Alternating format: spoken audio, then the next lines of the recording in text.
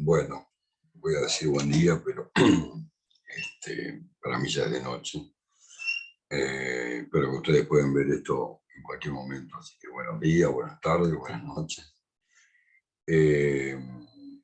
La idea de hoy es recorrer un poco la teoría desde el lugar de la relación que tiene con el Estado. Mejor dicho, recorrer la educación física, el deporte, la modernidad. Para eso necesito aclarar algunas cosas, ¿no? La relación del deporte y de la educación física con el Estado es una relación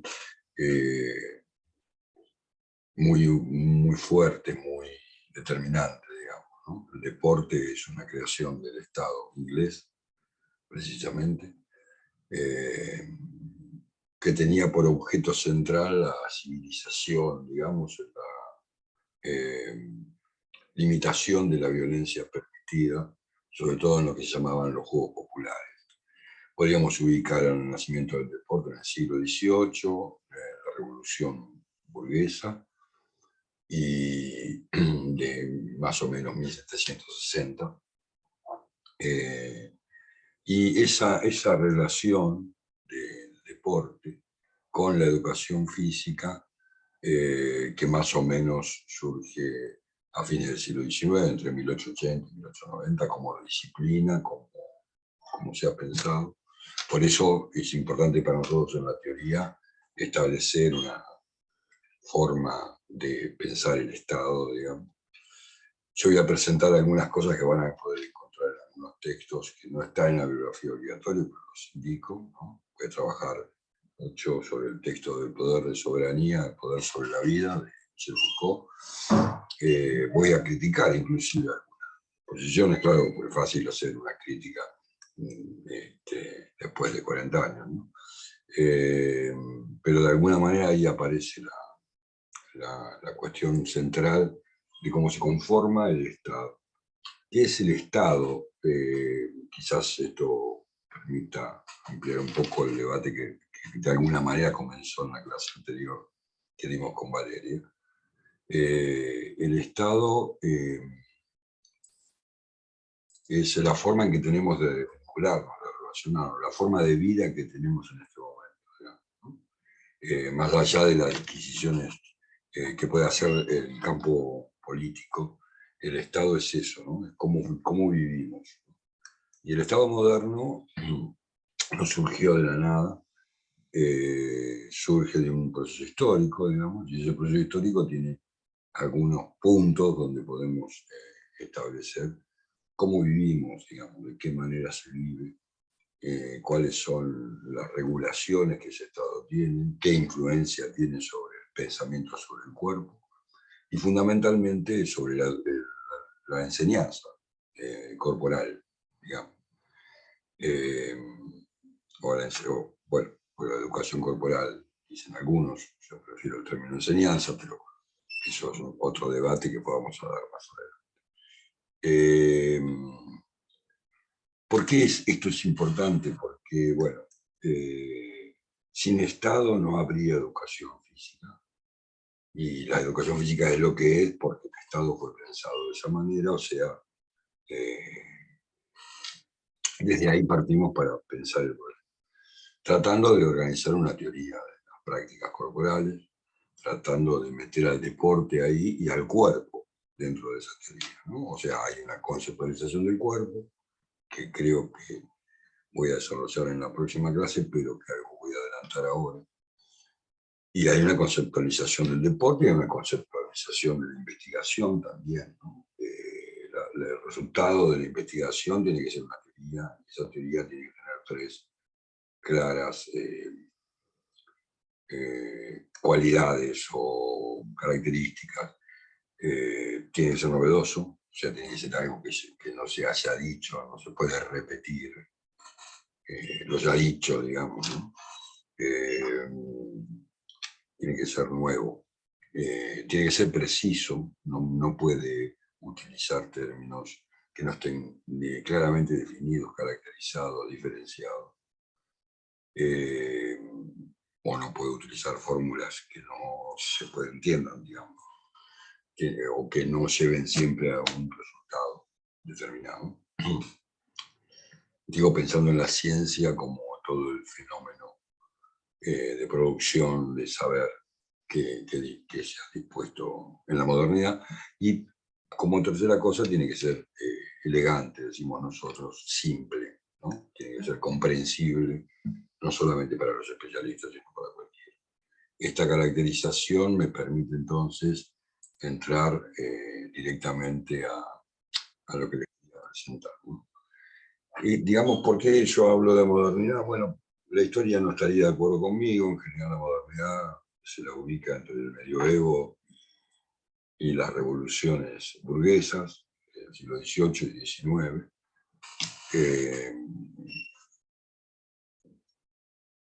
Yo creo que esas revoluciones no terminaron.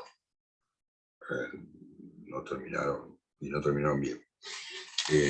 Además, el ejemplo podría ser Argentina, ¿no? La revolución burguesa argentina, un poquito más adentrado del siglo XIX, tampoco terminó bien, digamos, ¿no? No triunfaron San Martín, Belgrano y Moreno,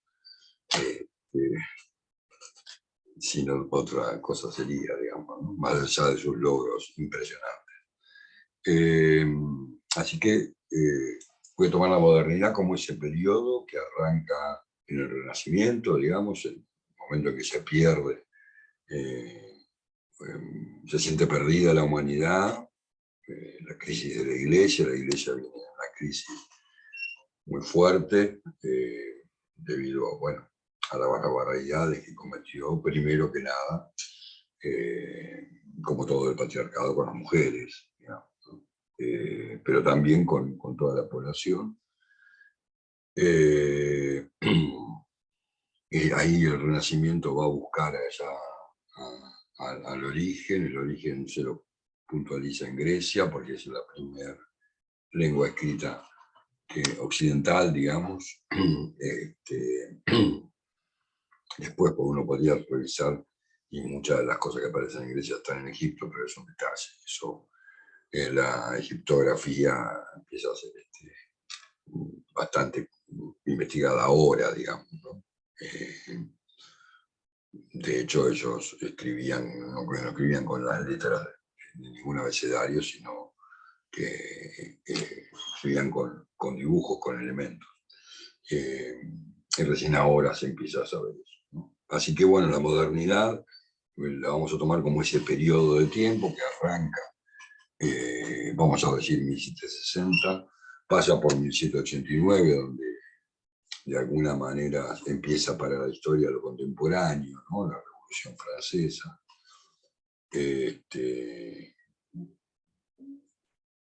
Que bueno, termina como termina, digamos. Pero ¿qué fue lo que pasó? ¿No? ¿Y qué fue lo que podía pensar si cambió? Bueno, voy a presentar un trabajito que tengo básicamente para tener una orientación que les permita comprender esto, digamos, ¿no? Y a mí no olvidarme de los detalles importantes. Espero que lo estén viendo. Si no, ya me van a decir. De alguna manera, el título dice la educación y la modernidad, pero en realidad voy a hablar de la modernidad y del Estado. ¿Qué pasaba hasta las revoluciones burguesas? Bueno, por un lado, los dueños del mundo, los gobernantes inclusive, pertenecían a la aristocracia, ¿no? La aristocracia era la clase dominante, digamos, que era la que determinaba quién gobernaba, digamos.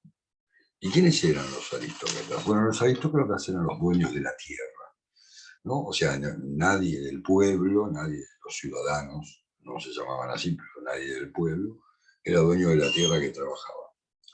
De hecho, el dueño era la aristocracia, ¿no? Los señores feudales, la corte.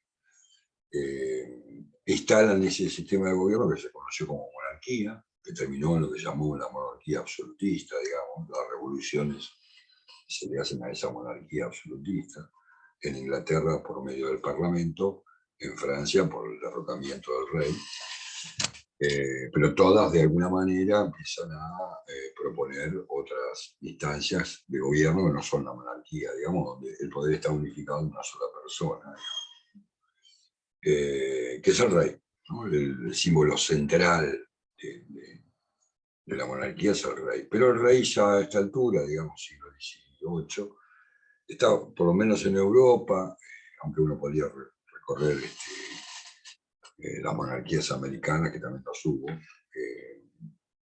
y también estaban acompañados por Dios, solo que era otro Dios, digamos, no el Dios cristiano o el Dios musulmán o el Dios judío, ¿no? Pero siempre hay un Dios, digamos. En este caso es básicamente el Dios cristiano en todas las versiones que Europa produjo, ¿no? Las más protestantes, las más cristianas, católicas, apostólicas, pero siempre está acompañado por Dios, ¿no? La figura central, el que ordena la vida, y su representante, ¿no? El rey se hace representar por el dueño de las tierras, que las da a él, ¿no?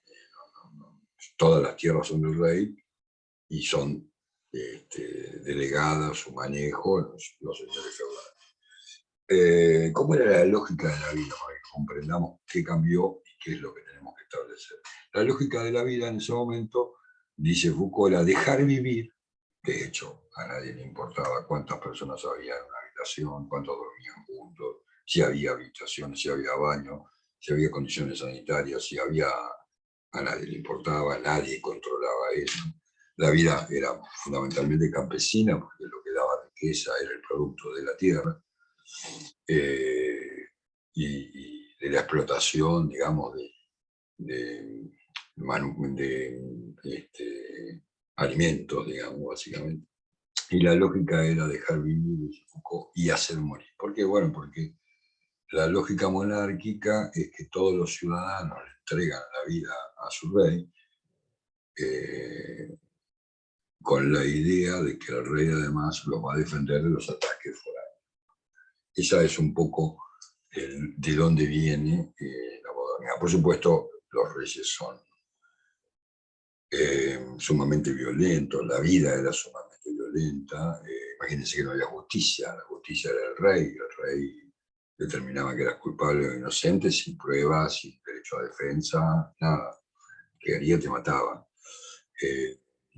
Cuando te mataba, por eso te hace morir, ¿no? Cuando te metías con las cosas del rey, o sea, con la aristocracia, o básicamente con sus edictos, o con alguna cosa de Dios, por supuesto. Mientras tanto, si trabajabas la tierra, entregabas el diezmo a los comisarios del rey, entregabas lo que tenías que entregar, pagabas esos impuestos, podías vivir como quisieras. Imagínense que las condiciones de vida eran absolutamente terribles. Y por supuesto, si te metías con el rey, bueno, no solamente te mataba, te torturaba, y te torturaba públicamente, ¿no? O sea, de la época de los verdugos. No voy a ponerme detallista en lo que hacían los verdugos, pero podían machacarte las piernas durante horas, el pecho, la cabeza, los brazos. La tortura eran absolutamente irracionales, vista desde hoy, por supuesto, de una violencia terrible para que el pueblo viera lo que le iba a pasar si no hacía lo que el rey decía, digamos, ¿no? El sistema represivo operaba desde ese lugar. Entonces se producen estas dos grandes revoluciones europeas, pero también en otros lugares.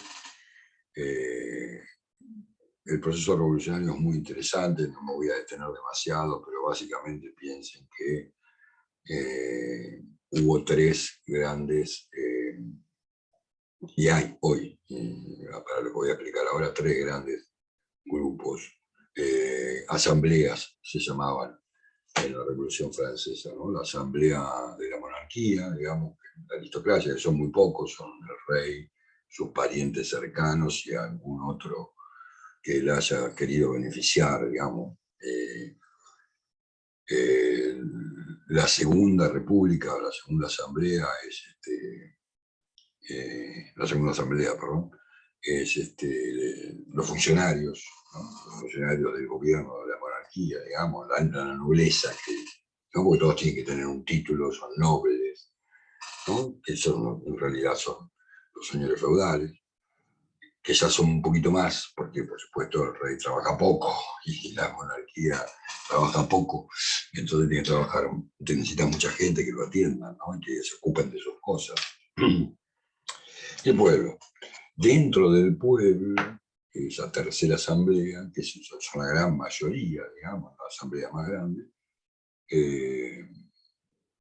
ahí, ya en el siglo XVIII, hay dentro de ese pueblo, bueno, hay artesanos, hay artistas, pero también empieza a haber un desarrollo burgués, que son los más ricos del pueblo, digamos, y que luego van a ser los más ricos del mundo, a partir de lo que pasa.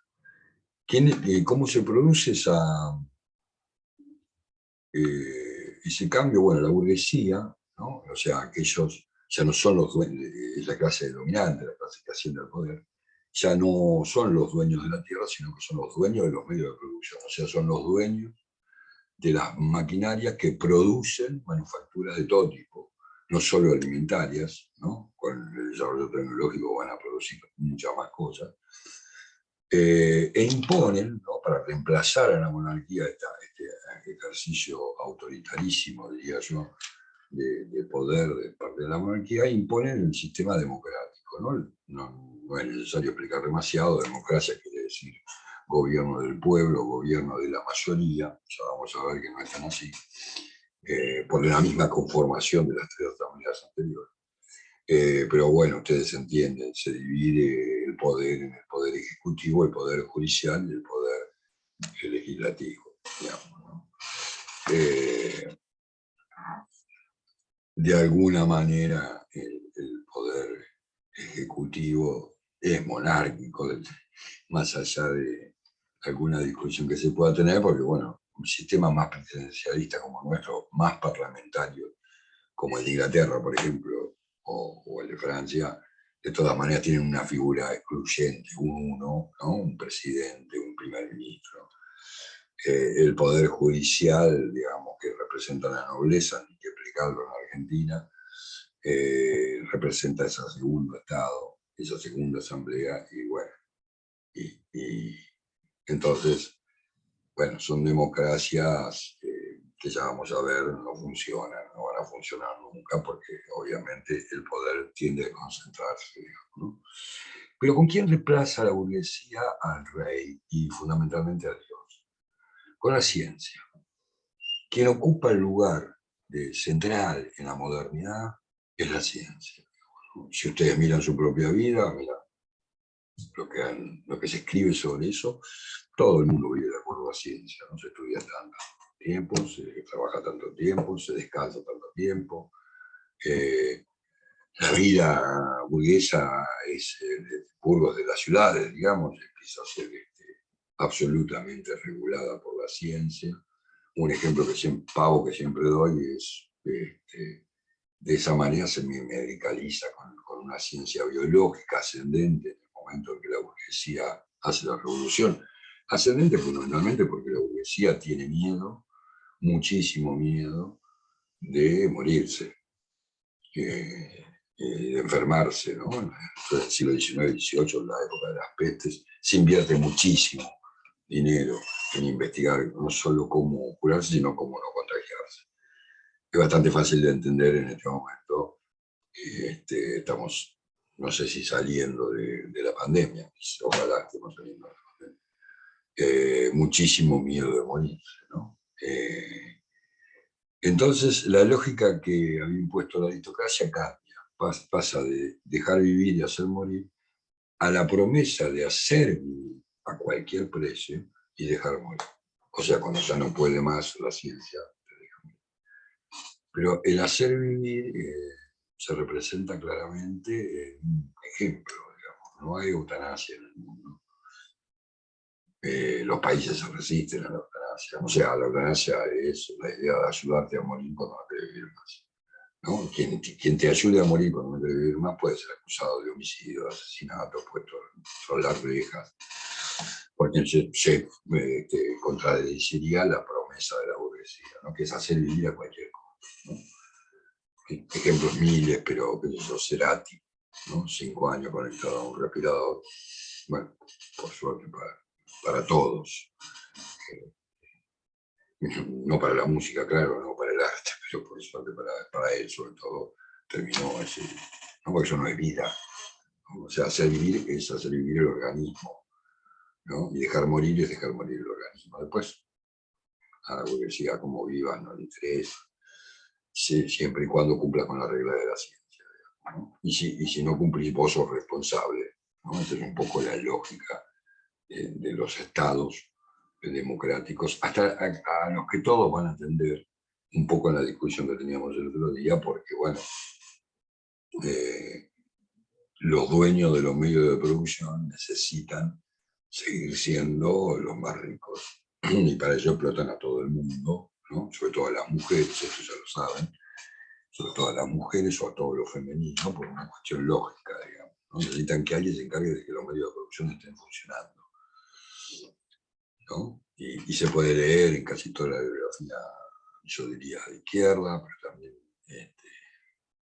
en contraparte la bibliografía, no me gusta la palabra izquierda o derecha, pero la bibliografía más democrática, por decirlo de alguna manera, se puede leer claramente cómo se contrapone, ¿no? La idea de una vida para vivirla, ¿no? Y una vida donde solamente el organismo esté sano, ¿no? La salud.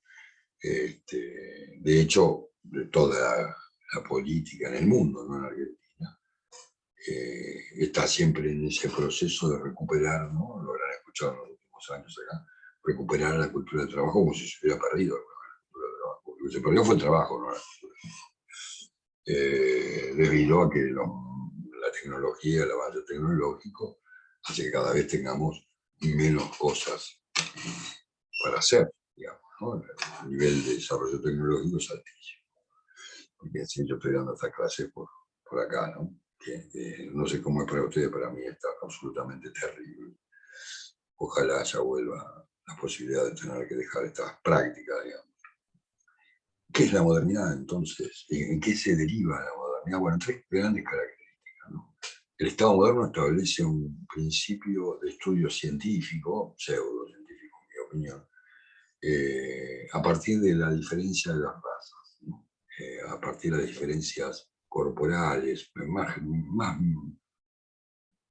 precisamente orgánicas, no corporales.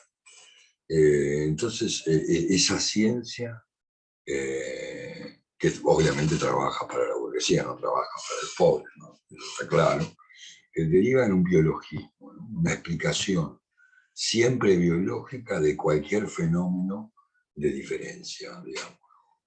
Desde el coeficiente intelectual, que realmente es una recurrencia a lo biológico, ¿no? A cómo funciona el cerebro, como si el pensamiento estuviera en el cerebro.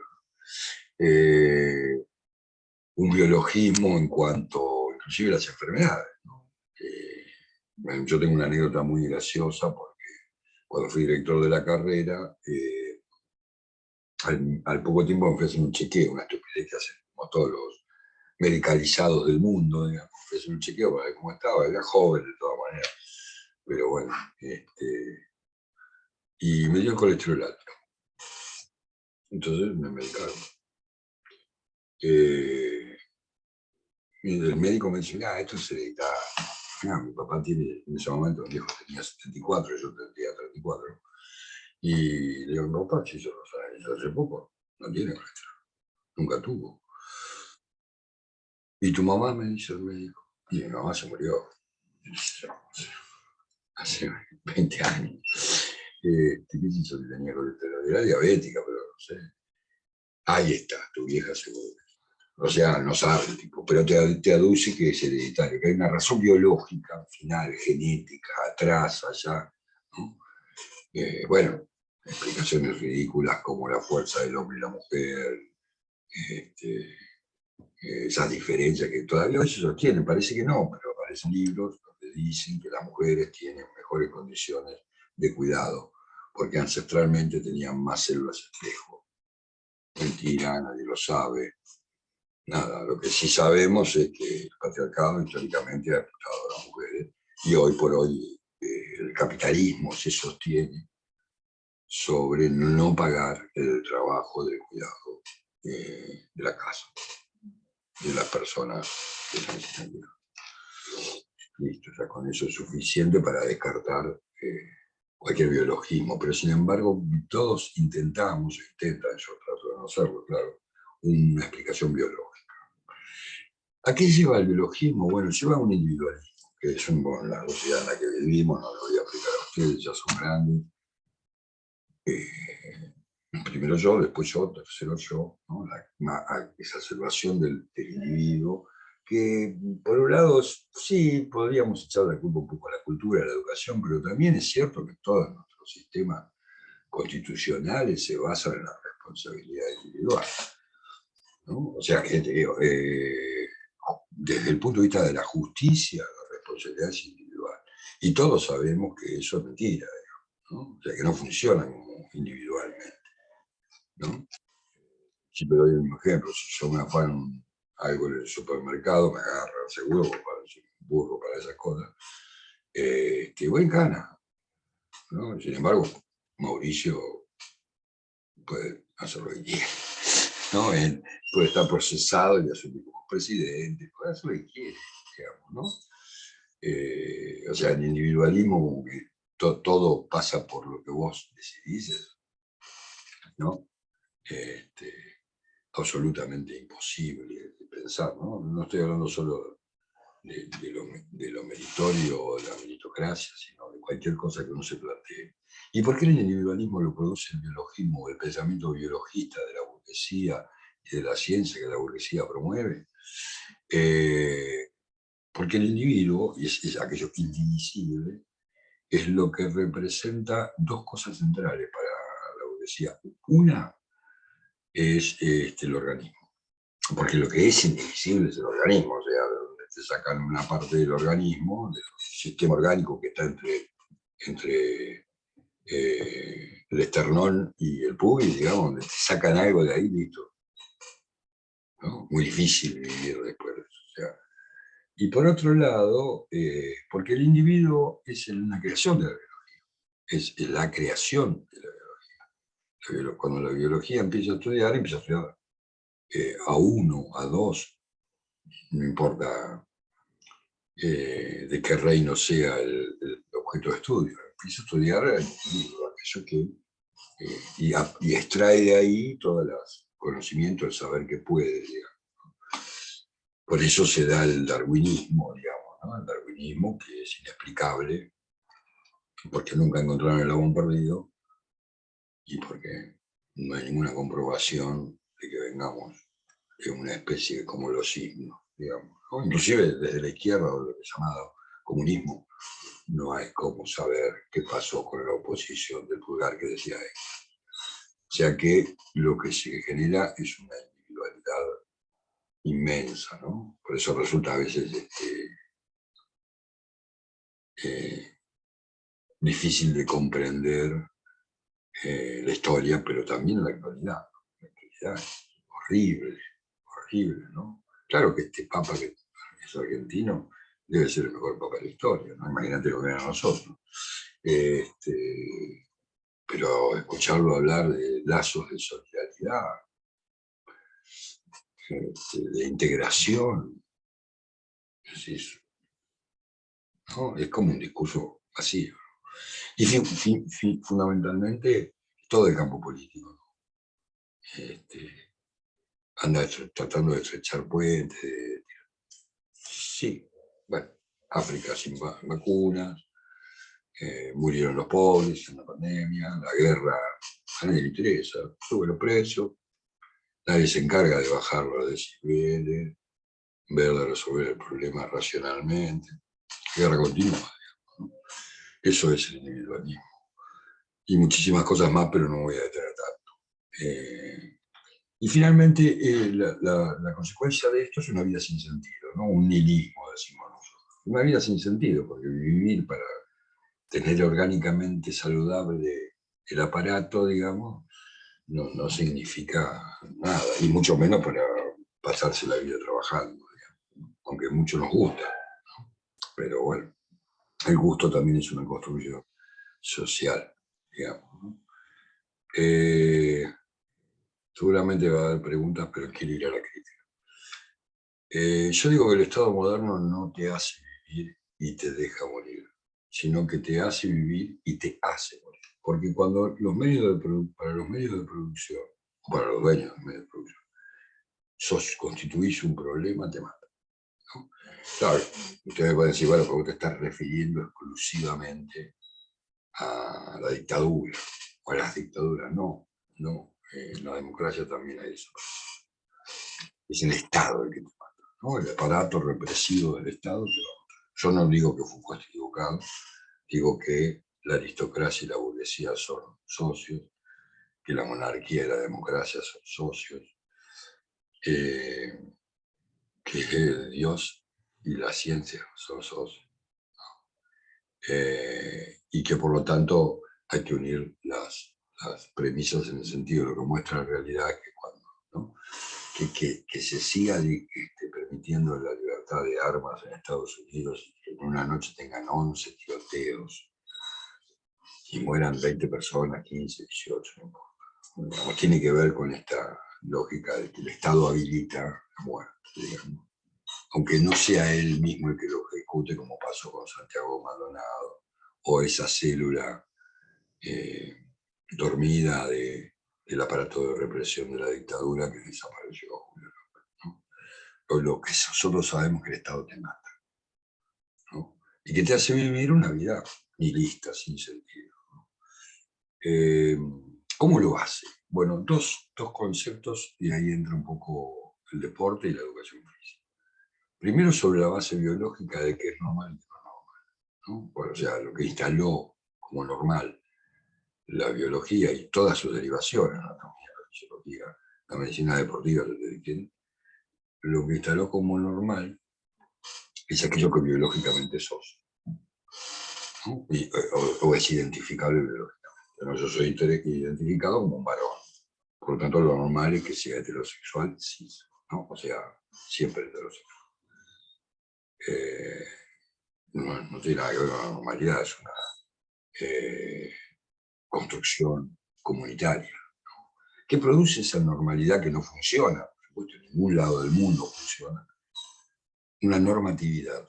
Esa normatividad se aplica institucionalmente para poder dominar a la población, porque no nos olvidemos que la burguesía necesita una población económicamente activa, porque no solo tiene que producir en los medios de producción, sino que después tiene que consumir aquello que se produce.